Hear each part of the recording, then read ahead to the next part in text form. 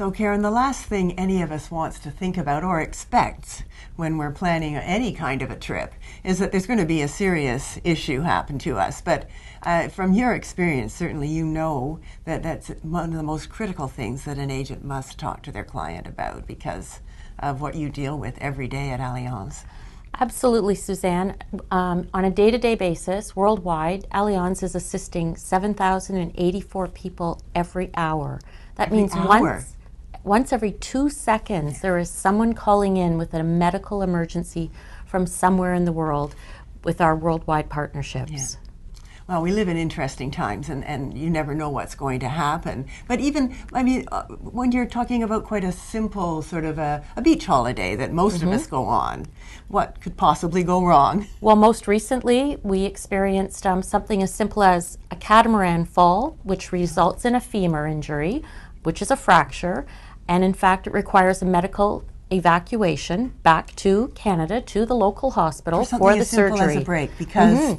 From something as simple as a catamaran, and who among us hasn't at least once experienced that wonderful opportunity when they're at a beach holiday? Well, you're going to do that every time, but the hospital wasn't equipped to deal with... The hospital was not equipped. But then you wouldn't really want to be there either to recover from your surgery that you'd have to have. And of course, you know, to be there alone without the assistance of family or friend to be at your bedside, to potentially have to communicate in a foreign language, to try and determine how you're going to communicate with other people that are back in Canada.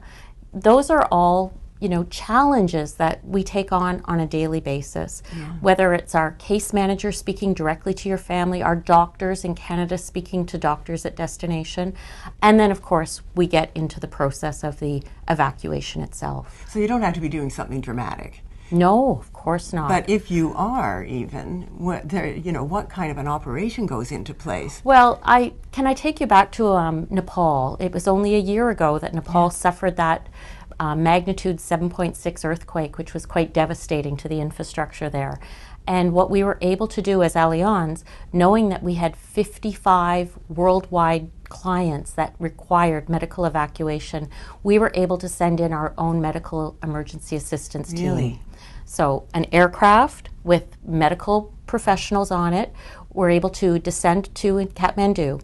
We set up 24-hour, 7-day-a-week services in Brisbane and in Paris so that we could keep lines of communication open for each country's business unit to contact.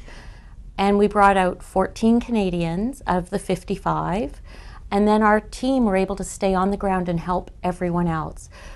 The great thing about that is everyone is evacuated, and we are assisting and taking away the challenges to their local support. And that too, of course. Yeah, you know, not being a drain on the infrastructure that's already suffering so severely from something like this. And as an individual, you're not there on your own trying to get help. I can't even imagine. Absolutely. Yeah. It's the kind of thing that, you know, you don't think about till you're in it. And of course, we know historically young people never think about it.